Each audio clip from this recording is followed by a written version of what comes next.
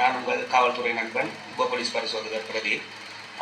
நான் இந்த காணொலியை வெளியிடுறதுக்கான மிக முக்கியமான காரணம், இந்த காணொலி நான் வெளியிடுறது யாருக்குன்னு கேட்டால், சமூக வலைத்தளங்கள், அதாவது ஃபேஸ்புக், வாட்ஸ்அப், இன்ஸ்டாகிராம் இது போன்ற சமூக வலைதளங்களில் அதிகளவாக நேரத்தை செலவிடும் இளைஞர்களுக்காகவும் மற்றும் கணவர் வேலைக்கு சென்ற பின்னர் வீட்டு வேலைகளை முடித்துவிட்டு அதிகளவான நேரம் சமூக வலைதளங்களில் ஈடுபடுற பெண்களுக்காகவும் தான் நான் இந்த காணொலியை வெளியிடுறேன். இந்த காணொலியில் மிக முக்கியமானது என்னன்னு கேட்டால், முதலீட்டு நிறுவனங்கள் மற்றும் அரச வங்கிகள், அப்படி அந்த அரச வங்கிகளின் முதலீட்டு நிறுவனங்களுக்கு லோகோஸ், இலச்சினைகளை முன்னிறுத்தி போஸ்ட் போட்டு உங்களுக்கு பகுதி நேர வேலை வாய்ப்பு வழங்குவதாக கூறுவாங்க. அப்போ அந்த பகுதி நேர வேலை வாய்ப்பில் உங்களுக்கு ஒரு மணித்தியாலத்துக்கு 4000 ரூபாய் மாதிரி 5000 ரூபாய் மாதிரி கிடைக்கும். ஒரு மாதத்துக்குள்ள நீங்கள் ஒரு 2 லட்சத்துக்கு அதிகளவான பணத்தை சம்பாதிக்கணும் அப்படின்னு சொல்லி உங்களுக்கு இந்த போஸ்ட்டில் போட்டிருப்பாங்க. எனவே எல்லாருமே சம்பாதிக்கிறதுக்கு ஆசைப்படுவோம். இலகுவாக பணம் கிடைச்சிதுன்னு சொன்னால் நம்ம எல்லாருமே சந்தோஷப்படலாம்.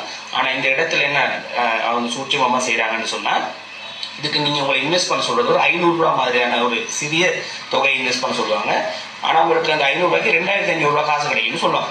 இது கிடைக்கிறதுக்கான ஒரு முறை இருக்குது. எப்படின்னு கேட்டால், இப்போ உதாரணத்துக்கு சொல்ல போனால், ரமேஷ், சுரேஷ், ராஜா, பாலு இப்படி 4 பேர் நம்ம எடுப்போம். இதில் ரமேஷ் தான் 500 ரூபா செலவு பண்ணுறாரு, 500 ரூபா இன்வெஸ்ட் பண்ணுறாரு. 500 ரூபா ரமேஷ் இன்வெஸ்ட் பண்ணும்போது, ரமேஷ் இன்வெஸ்ட் பண்ணுறது யாருக்குன்னு கேட்டால் சுரேஷ் அக்கௌண்ட்டுக்கு 500 ரூபா போடுவார். சுரேஷ் ராஜா அக்கௌண்ட்டுக்கு 1000 ரூபா போடுவார். அன்றைக்கி ராஜா பாலான்னு சொல்கிறோட அக்கௌண்ட்டுக்கு 2500 ரூபா போடுவார். பாலா திரும்ப இந்த 2500 ரூபா காசு சுரேஷ் 500 ரூபா போட்டார் தானே, இந்த சுரேஷ் அக்கௌண்ட்டுக்கு போட்டுருவாரு. போட்ட உடனே நாம் நம்புவோம் இந்த காசு 2500 ரூபா நமக்கு வந்திருக்குது இந்த பகுதி நேர வேலை வாய்ப்பு மூலமாகன்னு சொல்லி. எனவே இது மாதிரி நாளைக்கு இதே மாதிரி இந்த பாலான்றவருக்கு இன்னொருத்தர் 5000 ரூபா காசை போடுவார். போட்ட உடனே பாலவும் நம்புவார், நம்ம இந்த பகுதி நேர வேலை வாய்ப்பும் நல்லா போகுது, இது வெற்றிகரமாக நடக்குதுன்னு சொல்லி நினைப்போம். எல்லாரும் சாதாரணமாக எல்லாருமே நினைப்போம் என்னென்னா, காசு என்ற பணம் வரும் பொழுது, பணம் நிறைய அதிகமாக கிடைக்கும் பொழுது, இந்த மகிழ்ச்சி அப்படின்றது நம்ம கூடும் பொழுது இந்த பகுத்தறியும் தன்மை அது நம்ம ஒரு திரை போடப்பட்டு மறைக்கப்படும். அப்போ அந்த சந்தர்ப்பத்தில் நாம் அது சம்மந்தமாக யோசிக்கிறதில்ல, அவர்களை சந்தேகப்படுறதில்ல.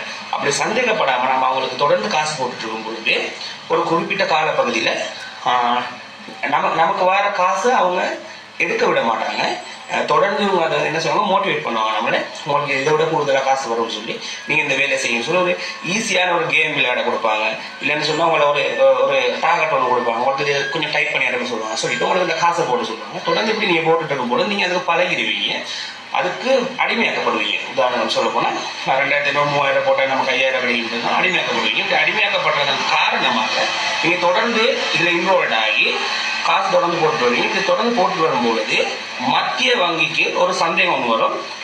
ஒரு குறிப்பிட்ட நபருடைய அக்கௌண்ட்டில் தொடர்ந்து திடீர்னு இப்படி பெரிய அளவு அமௌண்ட் ஒன்று காசு ஒன்று வந்து போகுது, ட்ரான்ஸ்ஃபர் ஆகுதுன்னு சொல்லி தெரிஞ்சதுன்னா அவங்களோட அக்கௌண்ட்டை க்ளோஸ் பண்ணுறது மட்டும் இல்லாமல், தற்காலிகமாக க்ளோஸ் பண்ணுறது மட்டும் இல்லாமல், சந்தேகத்துக்கிடமான இந்த டிரான்சாக்ஷன் வரனால இது சம்மந்தமாக உங்களை விசாரணை செய்கிறதுக்கு சிஐடியில் அடுத்த அந்த குற்றப்புலனாய்வு பிரிவுகளில் உங்களை விசாரிக்கிறதுக்கு சில நேரம் அழைக்கிறதுக்கான வாய்ப்புகள் இருக்குது. எனவே இந்த மாதிரியான பகுதி நேர வேலை வாய்ப்புன்றதை நம்பி இன்னொரு நபருடைய அக்கௌண்ட்டுக்கு நீங்கள் காசு போட்டு உங்களோட காசை நீங்கள் போட்டு அந்த குற்றவாளிகள் அவங்க வேறையாக இருப்பாங்க. ஆனால் உங்களை ஒரு தானாகவே உங்களை ஒரு குற்றவாளிகளை ஆக்கிடுவாங்க. அந்த சந்தர்ப்பத்தில் நீங்கள் குற்றவாளிகள் ஆனீங்கன்னு சொன்னால், உதாரணத்துக்கு உங்களோட கணக்கும் கேன்சல் பண்ணப்படும். அதே மாதிரி உங்களோட அந்த பணமும் பறிமுதல் செய்யப்படும். மற்றும் இது மாதிரி பாதிக்கப்பட்ட நிறைய பேர் என்ன செய்வாங்கன்னா, உங்கள் மேலே கம்ப்ளைண்ட் போடுறதுக்கான வாய்ப்புகள் இருக்குது. எனவே இந்த மாதிரியான பகுதி நேர வேலை வாய்ப்புகள்னு சொல்லி உங்களை நம்பி சமூக வலைத்தளங்களில் ஏதாவது போட்டிருந்தாங்கன்னு சொன்னால், அதை நம்பி அதில் இன்வால்வ் ஆகி குற்றவாளிகள் ஆகாதீர்கள் என்று கேட்டுக்கொண்டு உங்களிடமிருந்து விடைபெறுகின்றேன். நன்றி.